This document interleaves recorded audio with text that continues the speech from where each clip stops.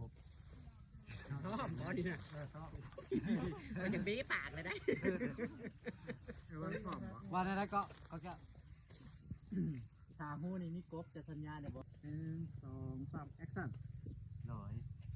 ถามฮู้นี่มีกบเจ้าสัญญากับอ้ายบอกว่าได้ไรก็ สัญญากับอ้ายได้บ่ ถามฮู้นี่มีกบเจ้าสัญญากับอ้ายเดี๋ยวบอกสิแต่งงานกับอ้ายถามฮู้นี่มีกบเจ้าสัญญากับอ้ายบอกเจ้ากับสัญญากับอ้ายได้บ่ว่าสิแต่งงานกับอ้าย มันจะแต่งงานกับอ้าย เอาไหม3 action ร้อยถาผู้นี้มีกบเจ้าสัญญาได้บ่ว่าสิแต่งงานกับอ้าย โดยน้องสัญญาแต่งงานกับไม้ มาเฮามาสัญญา ไม่สิคันขาดนั่นแหละ โอเคแดงกดปุ่มแดงขอหาเสียงเด้อง่ายงามแต่อันนานที่กันโอเค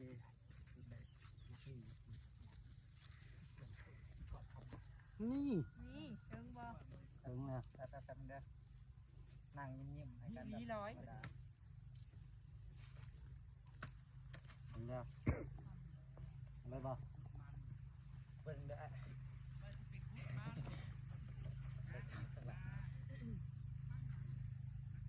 เจ้าจกมาแหละเจ้าต้องวันนั่นนี่เด้อ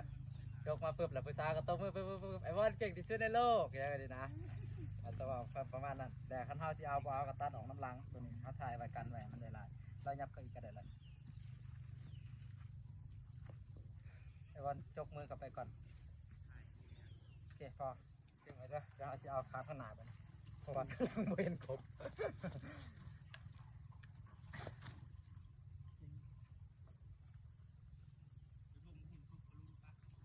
อ้ายบอกว่ายังบอก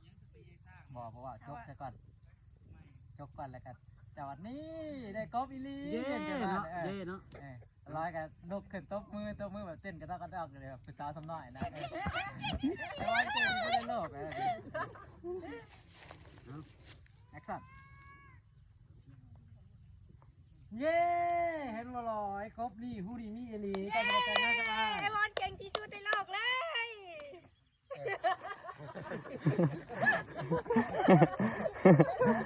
คือยุบได้ยุบ นี่ว่าเลย โอเคได้ตอนนั่งนี่งาม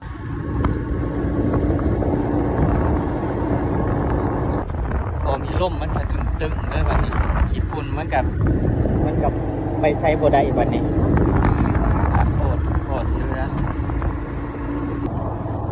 เบิ่งขี้ฝุ่นไปใส่บัวได้มันบ่มีร่มมันก็ตึงโอ้ยตาย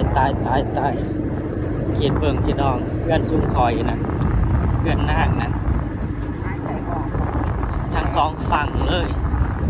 หายใจบอกเขาพี่น้องโอ้อันนี้คือธรรมดาได้นี่พี่น้องรถแลนบ่ร้ายได้นี่หารถแลนร้ายนี่โอ้โหพวกขับรถจักรขับมอเตอร์ไซค์นี่คือแบบต้องหยุดมันแนมบ่เห็น